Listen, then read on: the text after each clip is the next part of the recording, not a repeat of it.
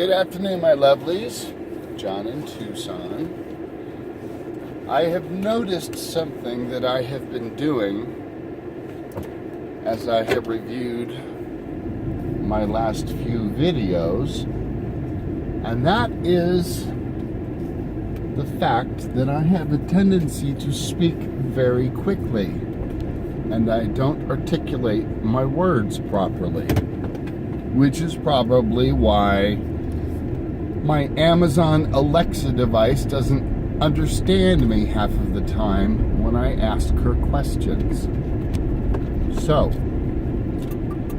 if this sounds like I am deliberately slowing down my speech and trying to speak with a bit more articulation, that's the reason why.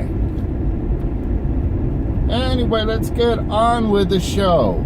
I am on my way to my own particular pharmacy of a different breed. I'm not going to mention the name of the product simply because I don't trust the YouTube programming running in the background, listening for specific words.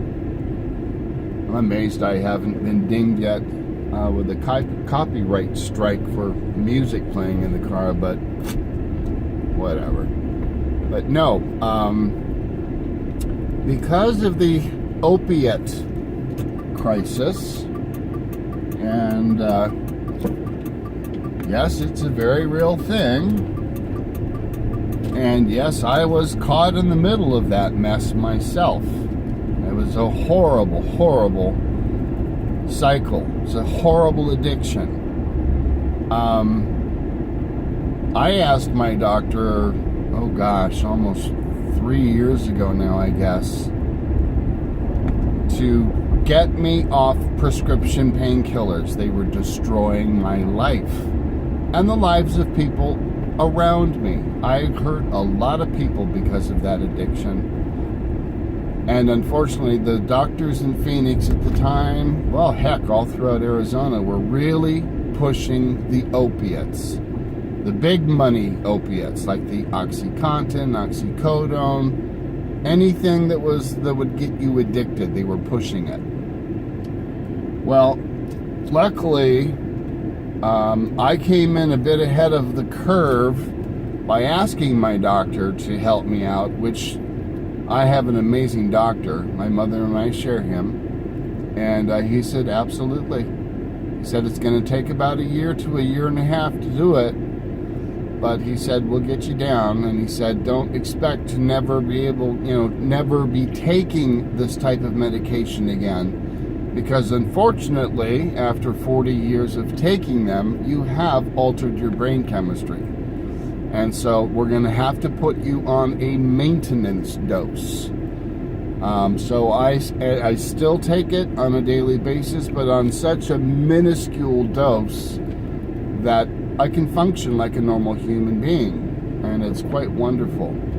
Well, that doesn't solve the issue of pain management. So something had to be done here in the state of Arizona to cover people like myself who do live with chronic pain. Mine is because of compressed nerves in my spine, specifically the sciatica running down my right side. Ooh, isn't that fun on long trips sitting? And because of diabetic neuropathy in my feet and lower extremities, and it's one of the most horrifying pains I have ever experienced. I had no idea it could happen. But it has, and it's irreversible damage. I don't care what anyone tries to tell me. I have researched it. It is irreversible damage. So you have to learn to deal with the pain somehow. You can chant and you can, what's it called? Meditate, pray, whatever you think. But I'm telling you, that's not going to help the pain. It just doesn't. So, consequently, Arizona did pass the medical MJ bill. Just think about MJ, stretch it out, you know what I'm talking about. Just think late 1960s Haight-Ashbury. There you go, MJ. Smokable, obviously. That is my pain medication that I take now. And I'll tell you, that has saved my life. There's no addiction whatsoever.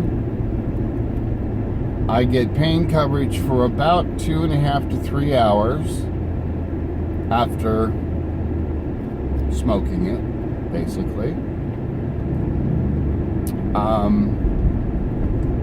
And I'm not a wobbly, falling down mess because I'm so full of prescription painkillers that my body can't function. You know, the worst side effect of medical marijuana is the fact that you'll get absorbed in a program or a movie and sit there with a smile on your face. That's a pretty rough side effect, isn't it? Or you'll get hungry, the munchies. That's a very real thing. But mine is pretty much controlled because of my diabetes medication. For some reason, it turns that hunger switch off or dials it way, way back. So that's why I continue to lose weight to this day.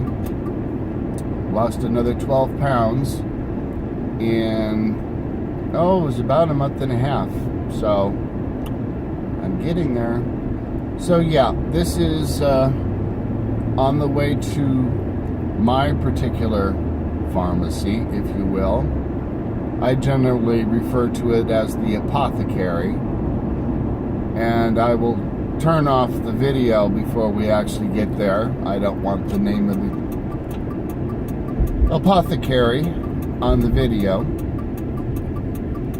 But yeah, this is the back road that I take to get in. This is Automobile Road, where all the different makes and models and breeds and all that crap are sold.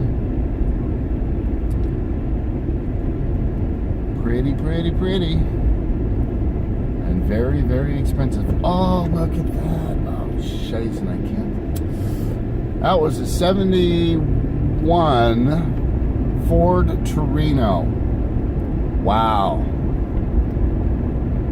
God, I remember when those came out brand new. That's kind of scary. Okay, kids, I'm going to stop the video right here. This is part 1, and I will finish part 2 after I make my purchases and leave the building so you don't see the name. Okay? I will be back.